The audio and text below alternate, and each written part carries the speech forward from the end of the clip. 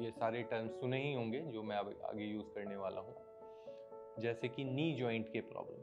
अब knee joint में हमने ACL, PCL, meniscus, lateral medial meniscus, collaterals, ये सारी वर्ड बहुत कॉमनली सुनते हैं क्योंकि नी इंजरी होती है और हम इधर खुद से या फिर कोई फिजिशियन के कहने पे एक MRI कर लेते हैं और उस पर कुछ ना कुछ हमें दिखता है। तो नी के ligament and meniscus injuries are very common और मेरा काम अभी यहाँ पे बस ये है कि आपको ब्रीफली समझा दें कि ये लिगामेंट एंड मेनिस्कस इंजरी होती क्या है and whether we really should undergo a surgery or no surgery and what are the repercussions if we don't get treated. So again we classify the ligament and meniscus tear into two, whether they are traumatic tear or atraumatic tear. Again, atraumatic tear of the meniscus or some of the ligaments are a part of age-related phenomena.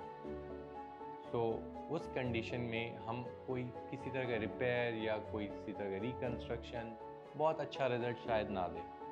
But if we are talking about sports related injuries, meniscus tear, ACL ligament tear, ये बहुत ही important है and they need to be taken care of very well. अब meniscus जो होता है वो एक तरह से कुशन होता है between the thigh bone and the leg bone. There are two menisca in our body, medial meniscus and the lateral meniscus, and there are two ligaments inside the knee joint. They are called anterior cruciates and the posterior cruciates. Now these meniscus tears will require either repair or a part of it need to be trimmed off based on 4 factors: age of the patient, type of tear, duration from the day of injury and location of tear. मतलब आपका as, location कहाँ पे है, कितने दिन के बाद आप प्रेजेंट किए और whether it is due to injury और नो इंजरी। अगर ये बहुत अच्छे लोकेशन पे है मेनिस्कस के and it is because of injury and the time from injury is not much and you are less than 40 years, we generally prefer to repair the meniscus.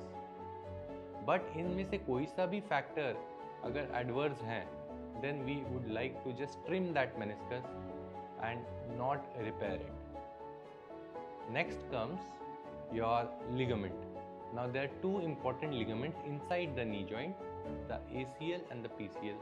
दोनों हमारे घुटने को आगे पीछे ट्रांसलेट होने से प्रिवेंट करते हैं। In a sports related injury, for a person who aspires to be active into sports, needs reconstruction of these ligaments.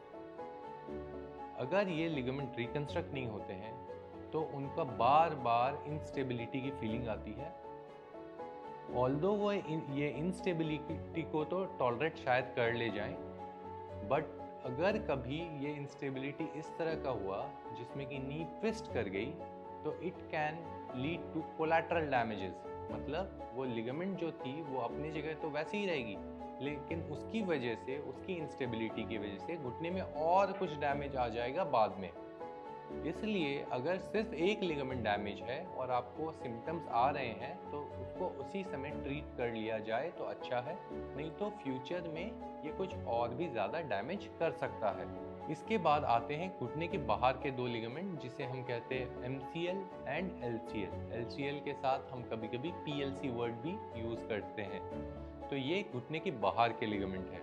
अगर इनमें से कोई भी डैमेज है तो जनरली वो आपके घुटने के एक लिगामेंट के डैमेज रहते हैं। मतलब या तो ACL के साथ MCL होता है या तो ACL के साथ PLC रहता है या PCL के साथ MCL रहता है, तो कॉम्बिनेशन ऑफ लिगामेंट रहता है। So this is called multi-ligament injury and in this case surgery is almost mandatory. इसमें कराना बहुत ज़रूरी होता है, नहीं तो घुटना अनस्टेबल फील होता है, गिरने की डर रहती है, गिर के फ्रैक्चर होने की डर रहती है। तो ये सारी चीज़ें हमारे घुटने के बारे में मैंने एक ब्रीफली आपको बता दिया। Of course, any treatment plan will be based on patient to patient basis and what are the patient's requirement. Patient की आगे की requirement क्या है, what are his demands, whether he wants to continue into the sport or he wants to discontinue it forever. So these are the important social factors that we have to consider before we give you any treatment. treatment plan, but I have tried to summarize the treatment plan for you.